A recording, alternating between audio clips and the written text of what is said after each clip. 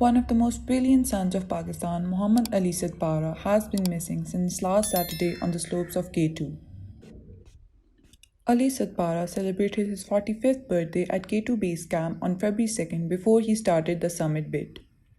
The missing mountaineer and his two fellow climbers were trying to scale the daunting peaks of the second highest mountain in the world, Godwin Austen Peak, commonly known as K2. As every day that goes by without news regarding their whereabouts, rescue operations have been trying to locate the missing mountaineers.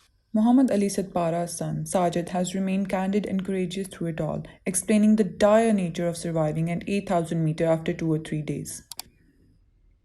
Sajid had accompanied his father with John Snorri from Iceland and Juan Pablo from Chile during the first leg of their ascent to the peak. But Sajid lacked oxygen supply and had to abort his attempt. The other three continued their climb and reached the most technical portion of their journey, called the Bottleneck. After that, the correct situation is not clear as their GPS stopped working and there was no further communication with them. Ali Sadpara is no ordinary mountaineer. He is the only Pakistani to have climbed 8 out of 14 8,000 meter peaks. He achieved his best known feat in 2016 when he made a world record with his Italian and Spanish fellows by scaling the first winter summit of Nanga Parbat. He received accolades from all over the world and his fellow climbers hold him in high esteem. Sadly, as Pakistan is too obsessed with cricket, there is hardly any appreciation for other sports. Mountaineering is always an uphill task and is one of the most dangerous passions that anyone can ever have. It is unfortunate that Pakistan, being home to 5 8,000 meter peaks including K2, Nanga Parbat, Broad Peak, Gusher Brahm 1 and 2, still lacks world-class facilities to train its climbers. Pakistani mountaineers such as Sadpara family are mostly self-trained without any major financial or technical support from the government of Pakistan.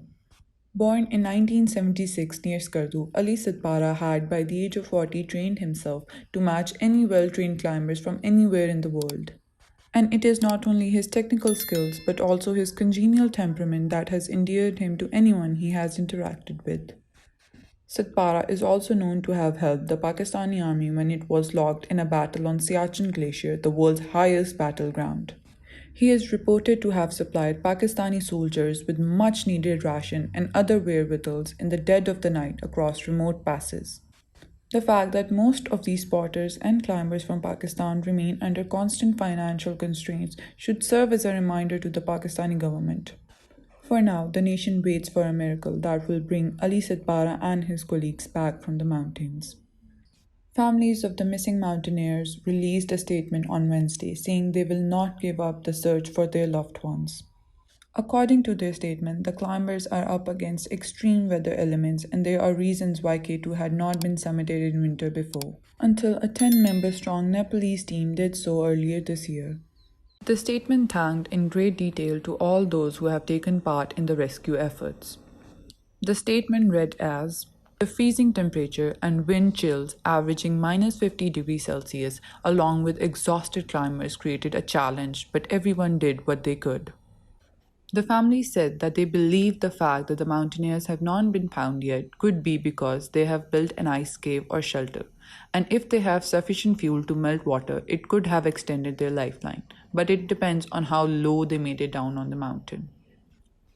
As hopes get dimmer with each passing moment amidst K2's severe weather, strong snowy winds, and minus 60 degrees Celsius temperature, but the flames of Sadpara's love and passion will remain alive in the snowy mountains forever, alive and safe.